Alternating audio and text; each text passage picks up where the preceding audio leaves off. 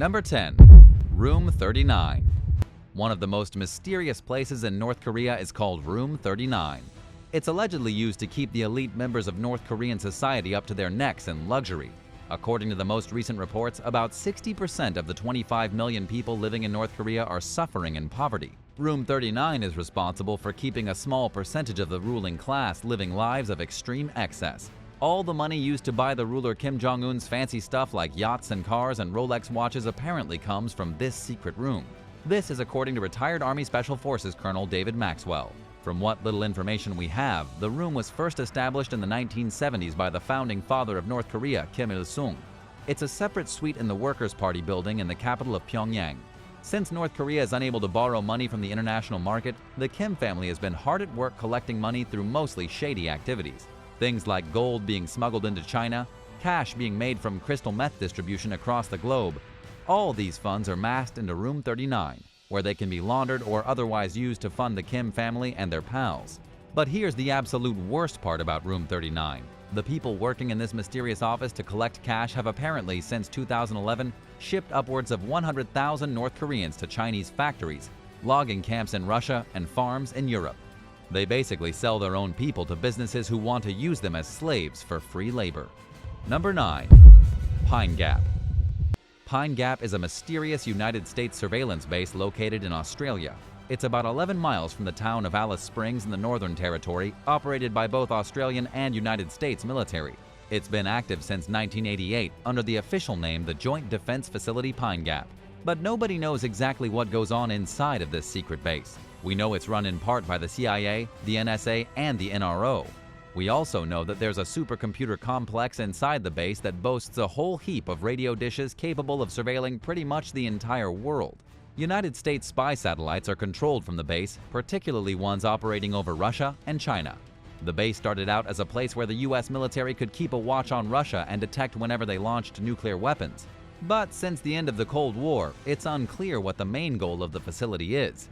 What's really interesting is that the number of staff at the base increased from about 400 at the height of the Cold War to 800 by 2017. Why exactly they've needed to increase the number of their employees is unknown, but chances are there's something very serious going on here that they don't want anyone to know about. One final thing about Pine Gap, the whistleblower Edward Snowden claims it's one of 3 major bases throughout Australia and New Zealand that contribute to the NSA's total domination of the internet and telephone communications. This could be the very facility in which they log every citizen's comings and goings on the internet. Number 8. Zone Rouge. The Zone Rouge in France, also known as the Red Zone, is a horrifying reminder of the violence of World War I. It was here where the Battle of Verdun was fought, the longest sustained conflict during the entirety of the war. It went on for 300 days with a total of 300,000 soldiers from both France and Germany dying. The brutal fighting here in 1916 permanently altered the landscape around the town of Verdun. The environmental destruction resulted in the creation of Zone Rouge. It's approximately 42,000 acres that no humans live inside of and that nobody is allowed to access.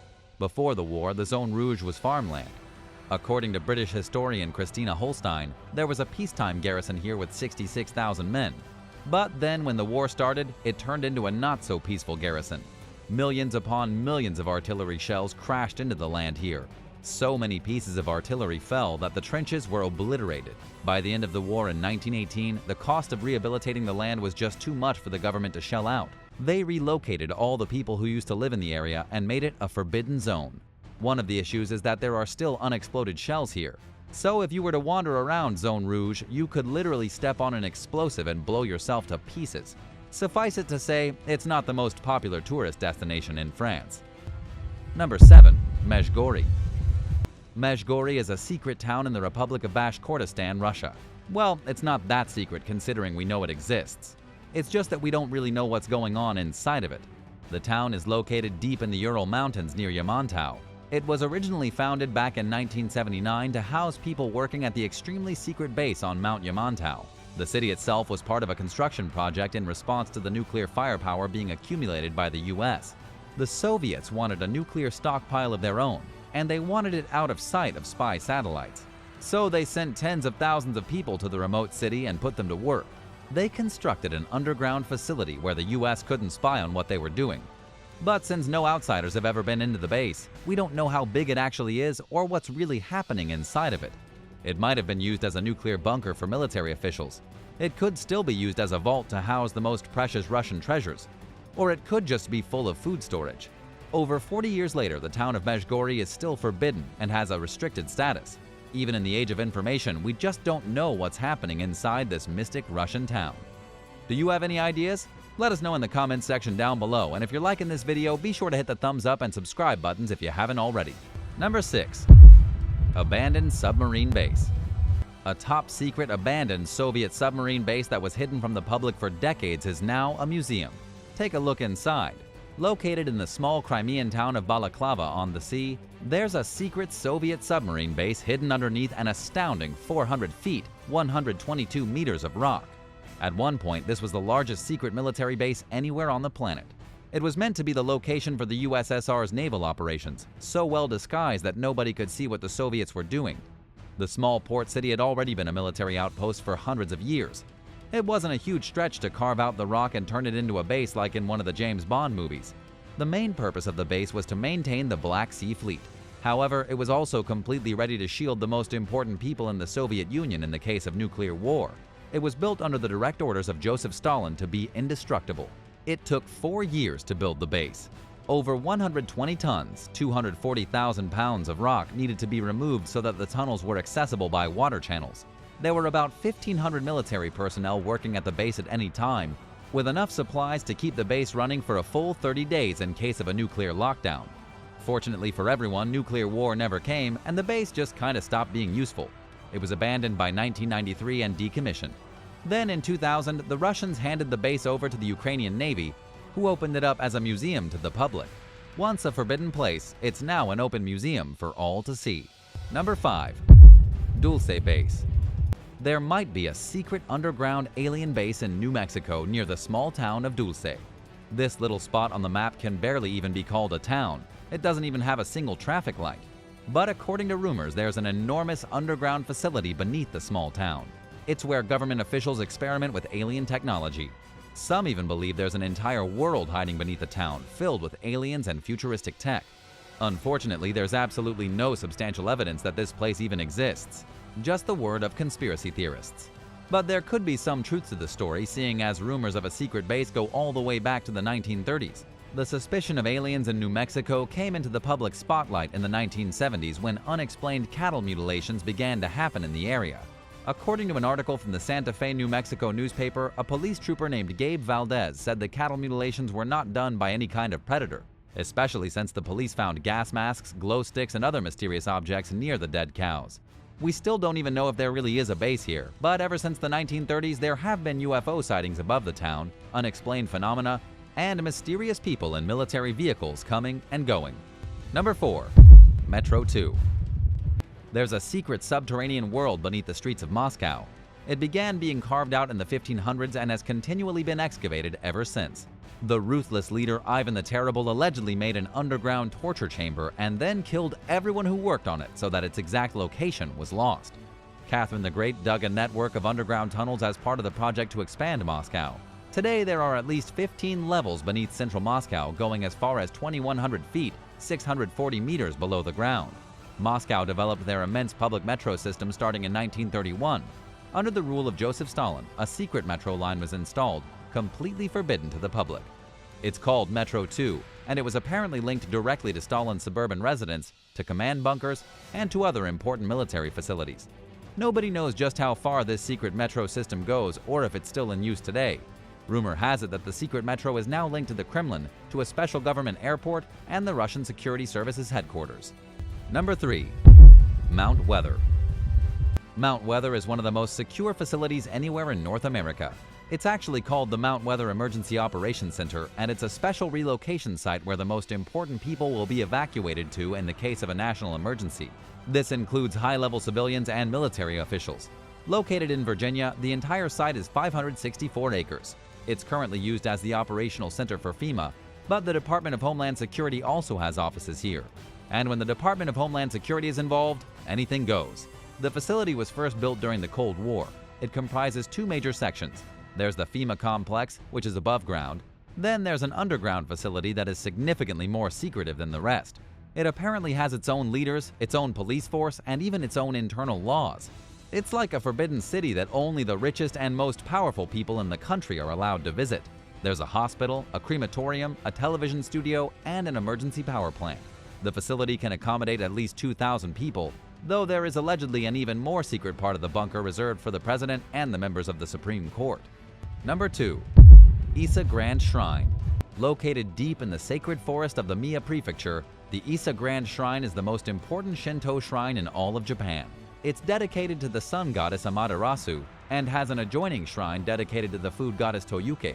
Originally, it was constructed in the 4th century BC, with the more modern structures being built over 1,000 years later in the 7th century AD. In total, there are at least 125 buildings inside this massive shrine complex. Some of these buildings are refurbished every 20 years on the dot. But here's the thing, the Issa Grand Shrine is completely forbidden. It's the ancestral shrine of the Japanese emperors, meaning no ordinary people are allowed inside.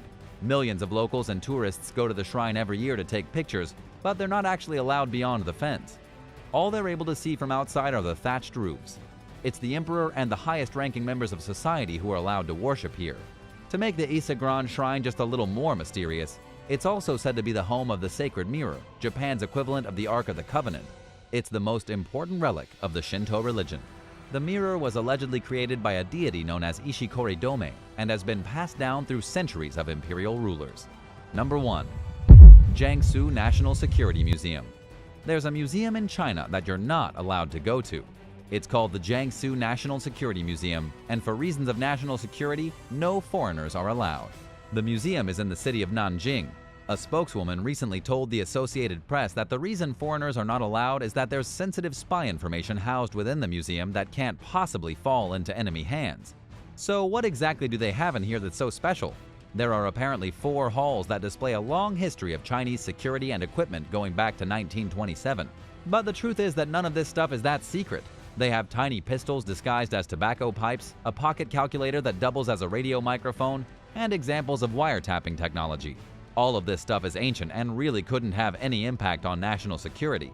It's honestly just a weird flex on China's part, keeping foreigners away from their trade secrets from the 1920s. Number 10. World War I German U-boat. For over a century, a shockingly intact German U-boat from World War I has sat in the mud on the banks of the River Medway in Kent, England. It's believed to be one of over 100 U-boats that surrendered at the end of the war. Most of the boats were scrapped, while others were given to the French Navy. Nobody knows how or why the lone wrecked submarine ended up where it is. Experts believe it's a U-boat called UB-122, which was among the surrendering group. During the war, it would have carried 10 torpedoes. It's possible that the boat was being pulled and its tow line broke during a storm, making it more trouble than it was worth to chase down. UB-122 is the only complete U-boat found in the British tidal waters, according to marine archaeologist Mark Dunkley, who spoke with the Daily Mail. There are no plans to preserve it, but to instead leave it in place as a reminder of the ultimate sacrifice that often comes with war. The submarine is one of 40 known U-boat wrecks in British waters, but it's the only one that can be seen. Its visibility changes with the water levels, and it's gained a lot of attention in recent years, after a series of harsh storms exposed the bulk of the vehicle. Number 9. Red Star Graveyard. Vehicle graveyards are always spooky places to visit, and this one is no exception. During the early 20th century, the Hungarian railway network built the Red Star train yard for performing maintenance and repairs on the country's rapidly expanding fleet. The site ended up doubling as a junkyard when diesel engines began replacing steam locomotives. Outdated equipment piled up at the yard, where much of it remains today. There are over 100 locomotives and train cars at the graveyard. Some of them have extremely rare engines, while others were reportedly used for transporting World War II prisoners during the German occupation of Hungary. There are also Soviet-era trains. Many of the cars and locomotives were supposed to be moved to a local museum, but it never happened, and the museum eventually closed. Sadly, due to a lack of funding, it seems unlikely that the vehicles will ever be restored. Number 8. Samratalongi PB 1600. Police in Myanmar were baffled when local fishermen spotted a 580-foot, 177-meter-long ghost ship in the Gulf of Martaban in 2018. It ran aground a few days after it appeared, enabling authorities to board and investigate. The first thing they noticed was that there was no crew or cargo, and the ship was rusting and old. It flew an Indonesian flag and its name, Samratalongi PB 1600, was painted on the side. But there were no other signs of the vessel's origins. Two cables attached to the ship's head revealed that it was being towed before it went adrift. A few additional clues were gleaned from the Marine Traffic website. Built in 2001, the Samratalongi was a commercial cargo ship. Its last recorded location was off the Taiwanese coast in 2009. Using radar, the Navy located a tugboat named Independence roughly 50 miles, 80 kilometers off the coast. They questioned the 13 Indonesian sailors they found aboard, who said they had encountered a heavy storm while towing the Samratalongi to a ship-breaking factory in Bangladesh. The cables broke and the ship began floating away with the current. Instead of trying to recapture the vessel, the crew decided to cut their losses and abandoned it at sea. Number 7. McBarge. A floating McDonald's, nicknamed the McBarge, was built on a boat called the Friendship 500 for the 1986 World Exposition on Transportation and Communication in Vancouver, British Columbia. It became famous for its conveyor belt system, which delivered food to the front counter from a hidden kitchen. The McBarge shuttered its doors after the expo, and it has since failed to find a permanent home. In 1991, new owners bought the site where it was moored and asked the boat's owners to move it. For the next decade, the McBarge sat, forgotten, at a nearby harbor. The aging vessel got some airplay in 2004 when it appeared in the film Blade Trinity. Developers Howard and Kathy Meakin bought the McBarge in 2010 with plans to convert it into a museum dedicated to the history of the Pacific Ocean called the Deep Discovery Center. The Maple Ridge News reported last year that the Meakins are still working to restore the boat. For the husband and wife team, this is a long-awaited bucket list item. According to the most recent update, they're still looking for the right location for it. But it's hard to have high hopes of this ever happening, since the couple has owned the barge for years now and its future still seems incredibly uncertain. In addition to not knowing where they plan to keep the boat, the Meakins decided against turning it into a museum and now want to turn it into a seafood restaurant. What would you do if you had an old barge like that? Would you convert it into a houseboat? Or would you turn it into a floating restaurant or a casino? Tell me your thoughts in the comments section down below. Then remember to subscribe to American Eye if you haven't already for more awesome videos. Number 6. Bagger 258 and Bagger 1473. Nicknamed the Blue Wonder, Bagger 258 is a massive bucket wheel excavator that sits abandoned in a field in Schipkau, Germany. It first went into use in East Germany in 1964 as a coal mining machine. Measuring nearly 563 feet, 171.5 meters long, and up to 164 feet, 50 meters high, Bagger 258 is like a mobile factory. It's equipped with tank-like tracks that enable it to move at the tremendously slow speed of less than 20 feet, 6 meters per minute. The colossal contraption has 10 blades that dug 49 feet, 15 meters into the ground, collecting huge buckets full of coal and soil. Some of the coal was mechanically sifted and diverted to feed the machine's engine. Bagger 258 was abandoned in 2002 when there was nothing left to mine. Leaving the aging machine behind was cheaper and easier than dismantling it. It's still there today with its faded and chipped paint job serving as a reminder of its age. Schipkau is home to another abandoned bucket excavator that urban explorers have mistaken for Bagger 258. This one is called Bagger 1473, and it was used from 1965 to 2002. After it was taken out of service, local municipalities agreed to preserve the machine and installed it as a monument to the area's mining history. But Bagger 1473 deteriorated rapidly and was a popular target for vandals. In 2019, among mounting maintenance costs, the same municipalities who voted to preserve Bagger 1473 announced their plans to scrap it. State archaeologists and officials from the Office of the Preservation of Monuments quickly moved to have the machine declared historically significant, which protects it from being demolished. For now, Bagger 1473 continues to rot as authorities try to figure out how to preserve it and who will pay for it. Number 5. Loftus Tram Shed. In October 2015, a fire broke out at an old green shed in New South Wales, Australia. At first glance, it would have been easy to think that there was probably nothing too valuable in there, but the inconspicuous building was being used by the Sydney Tramway Museum as a storage facility for retired trams and buses dating as far back as 1898. It was chock full of historic streetcars and other vehicles, including 2 Sydney trams that were built in 1911, several from the 1930s, a Melbourne tram from 1929, 2 double-decker buses from the 1940s, and more. The vehicles were waiting to be restored when they were destroyed in the 2015 blaze. Sadly, the incident didn't surprise staff members. Vandals had broken into the shed dozens of times before and covered the trams and buses with graffiti. Museum Chairman Howard Clark told the Daily Telegraph that the intruders always found a way inside, even after broken locks were repaired and the building was secured. Firefighters spent hours fighting the flames before finally putting the fire out. Sadly, by then it was too late to save the vehicles inside. Number 4.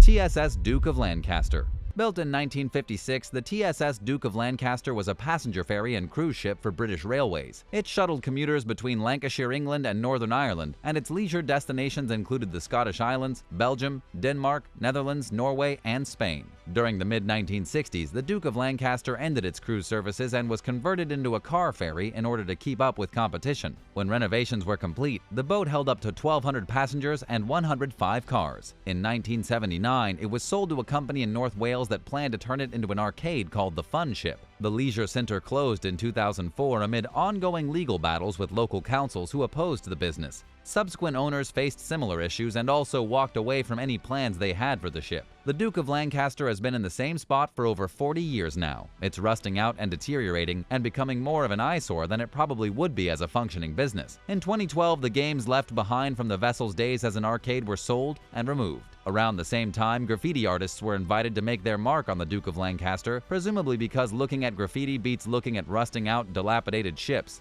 As of now, there appear to be no future plans for the vessel. Number 3. The Yellow Submarine of Coney Island, Crete. Back in 1963, a Brooklyn-based shipfitter named Jerry Bianco built a yellow submarine called the Questor One. He had heard rumors that there were 6 sunken German U-boats nearby and wanted to try to find them. Additionally, Bianco also hoped to search for the Andrea Doria, an Italian luxury ship that sank less than a decade earlier in 1956. Bianco pitched his ideas well enough to convince a few investors to fund his project. In 1971, the Questor One was built and ready for its maiden voyage. The submarine was 8 pounds, 3.6 kilograms too heavy for the crane that was on standby to place it in the water, so Bianco removed some ballast to lighten it. He told the crane operator not to sink the submarine fully into the water until he had a chance to put the ballast back in. These instructions fell on deaf ears, and the crane operator submerged the newly built vehicle, causing it to fall on its side. The press and other onlookers mistakenly believed that this was Bianco's fault, and he became a laughingstock. His investors lost confidence in him even after he proved that the submarine could operate with the proper amount of ballast. The vehicle was never put to use, and in 1975 a storm blew it upstream, where it became stranded in shallow waters. It remains there today but has lost its vibrant yellow hue to rust. Number 2.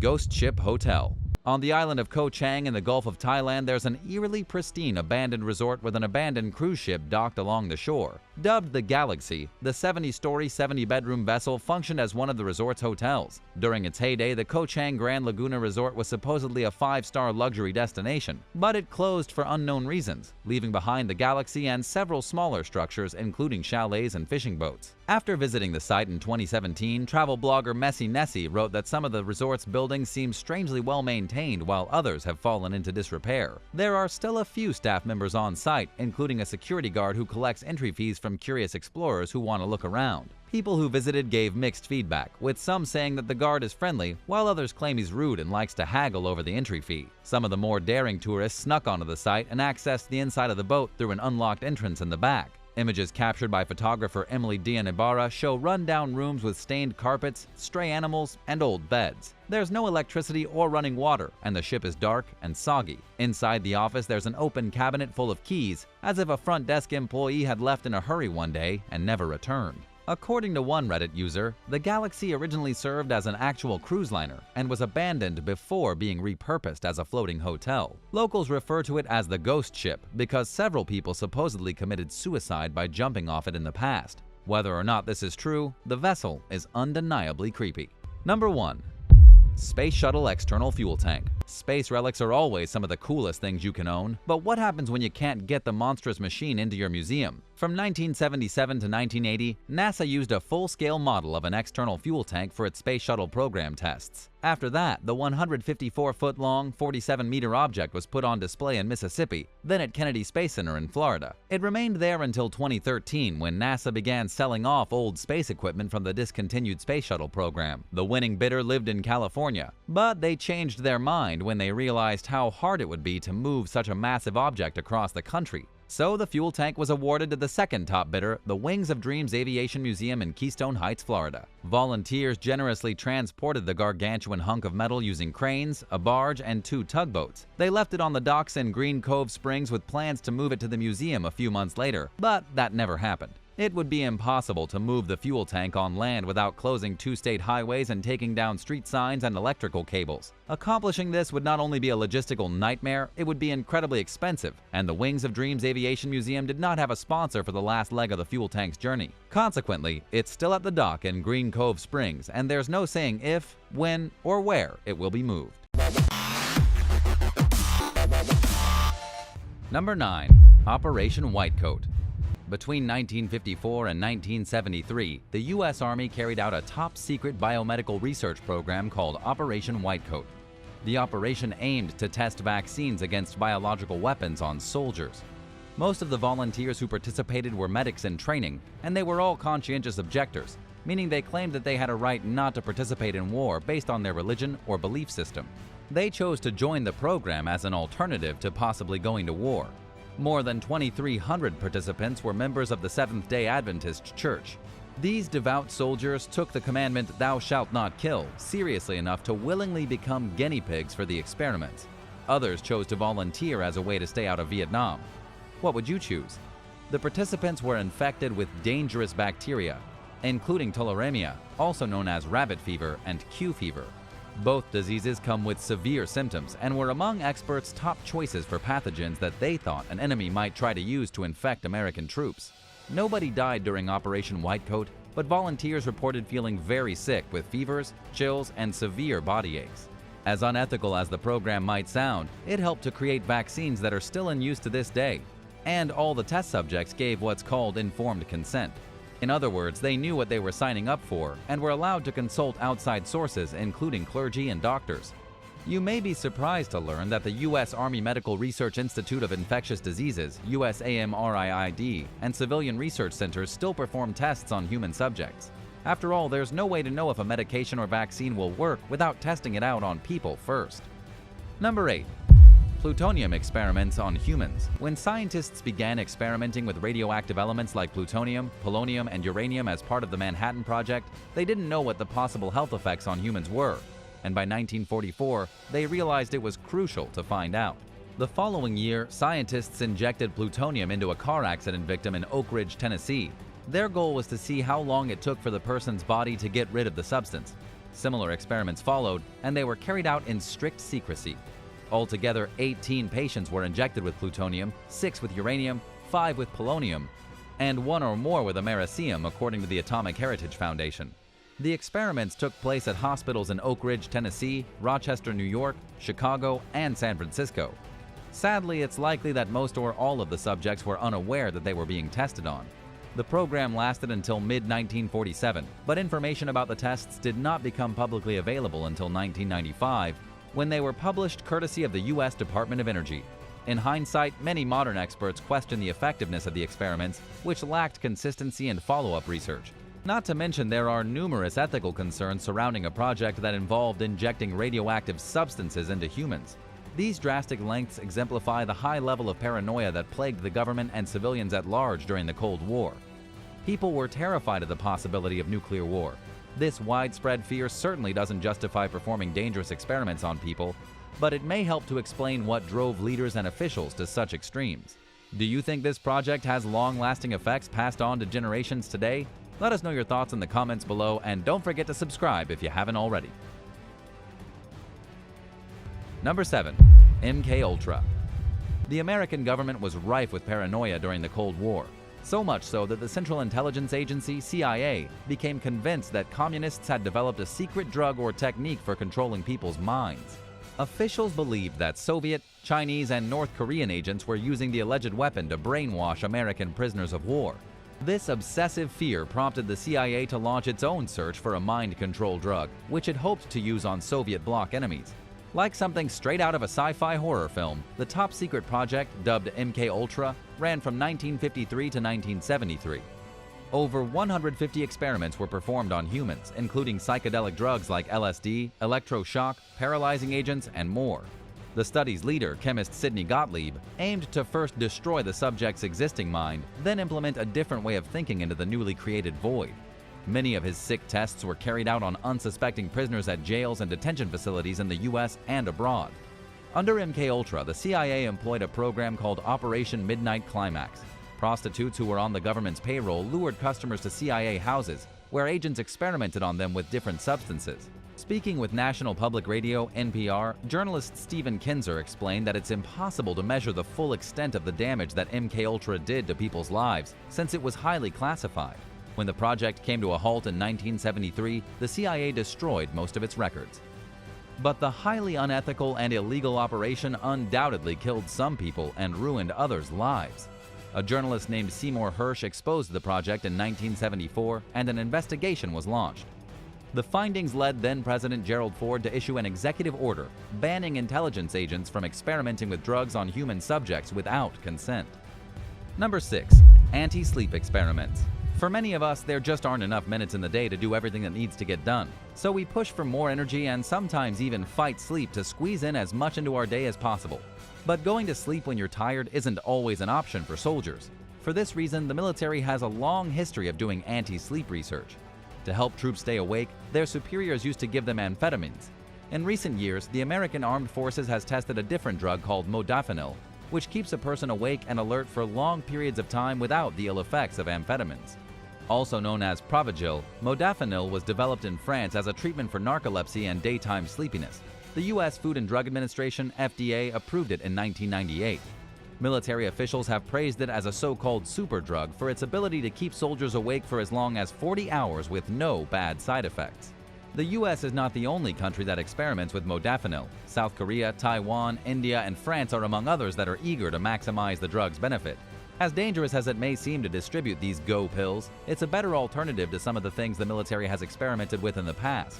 But the U.S. Defense Advanced Research Projects Agency, better known as DARPA, is still funding research into alternative methods of maintaining energy on dangerously little sleep, including zapping the brain with electromagnetism. But hey, at least it's not mind control. Number 5. Operation Gladio. During the 1950s, the North Atlantic Treaty Organization, NATO, created a plan to keep Europe safe in the event of a Soviet invasion.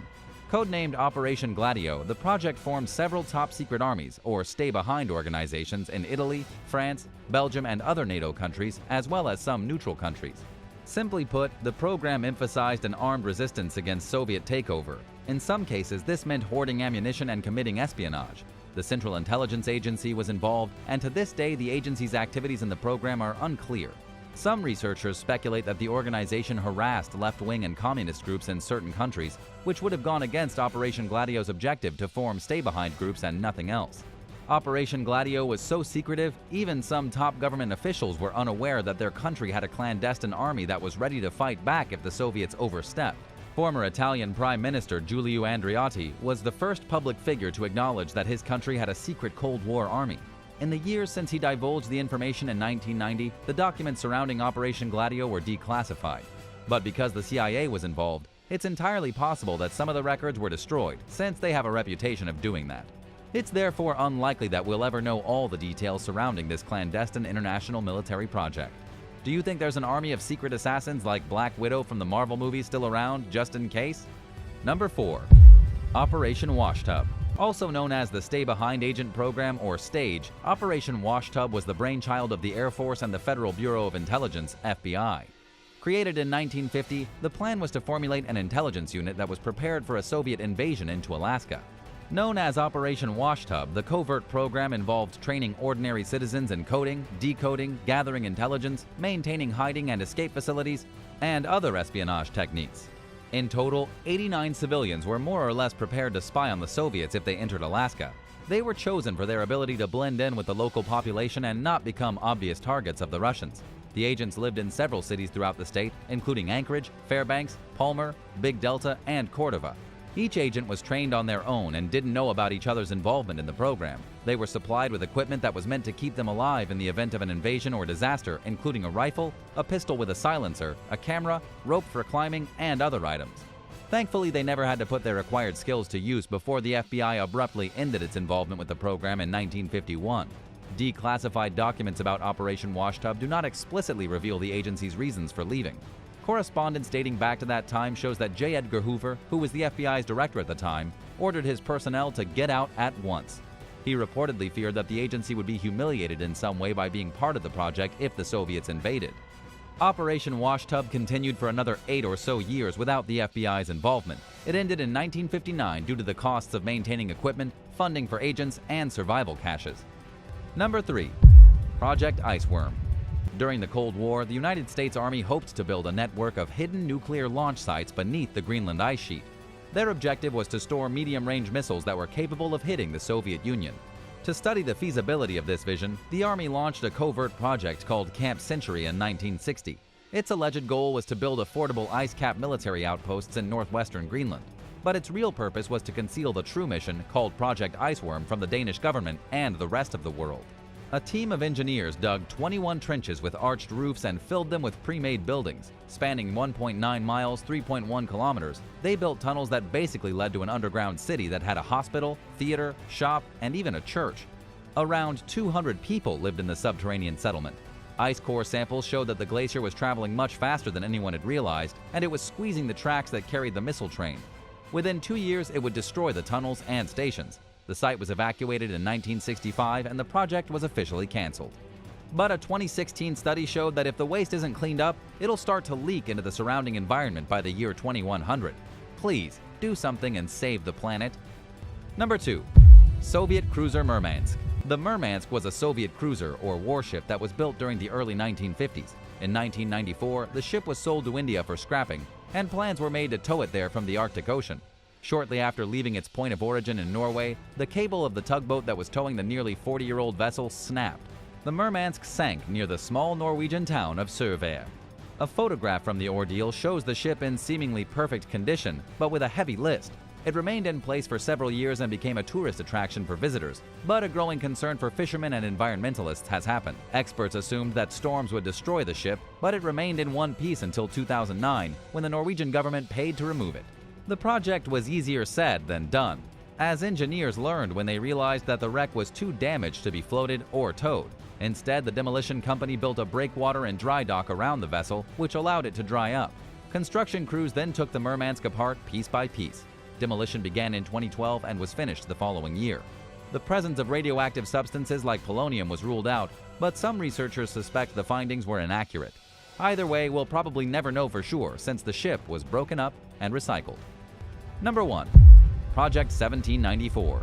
During the early 1950s, the U.S. Air Force partnered with Avro Aircraft to develop an attack aircraft that resembled a UFO. Its designers aimed high, with hopes for a top speed between Mach 3 and Mach 4 and a maximum altitude of 100,000 feet. The documents from this bizarre and secretive endeavor known as Project 1794 were declassified in 2012. They reveal plans to make the flying saucer-like vehicle capable of vertical takeoff, which means it wouldn't need a runway and would be able to take off and land just about anywhere. Where do you think they got this idea from? When this information became public, some people wondered if witnesses mistook the otherworldly machine for a UFO in past sightings of strange objects in the sky. Writing for National Interest, Peter Susiu said that this was probably not the case. He explained that this was not the first time the American military tried to create a flying saucer, and that there's no evidence of any of these vehicles being able to fly very high, far, or fast. In fact, records showed that they barely made it a few feet off the ground and were aerodynamically unstable. In short, the project was a bust, and the military couldn't justify the cost of continuing it after wasting millions of dollars. Thanks for watching. If you'd like to learn more about mysterious military projects, let us know in the comments below, and while you're at it, be sure to subscribe. Thanks so much for watching, and we'll see you next time.